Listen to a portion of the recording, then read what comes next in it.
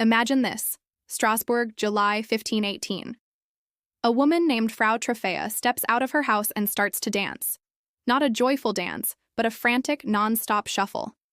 At first, her neighbors just watch and chuckle, probably thinking it's a strange joke. But she doesn't stop. Hours turn into days.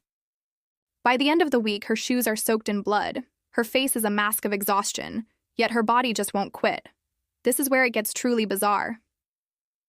Within a month, she wasn't alone.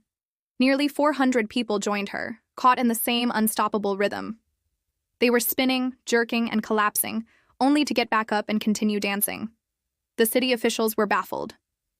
They thought maybe more dancing was the cure, so they built a stage and even hired musicians. But the music only fueled the frenzy, making it worse. People started dying. Dozens succumbed to exhaustion, strokes, and heart attacks right there in the streets. The city was gripped by panic. Was it a curse from God? Was it a poison in their food? Or was it something new? A shared madness? A mass hysteria?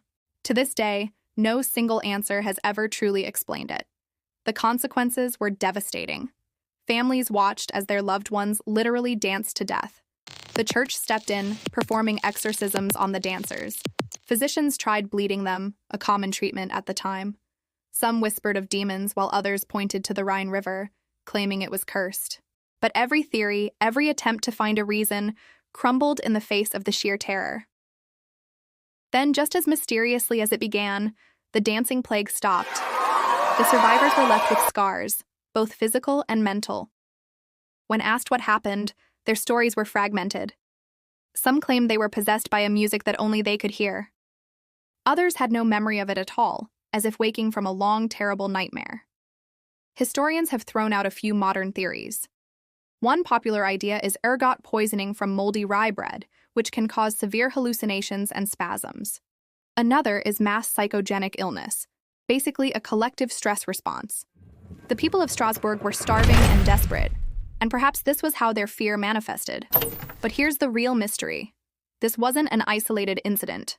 Reports of dancing plagues pop up in different places across medieval Europe. So, was this just a series of bizarre medical events? Or is it a clue to something deeper? Something hidden just beneath the surface of history? Because if it happened once, it makes you wonder. Could it happen again? Thanks for watching.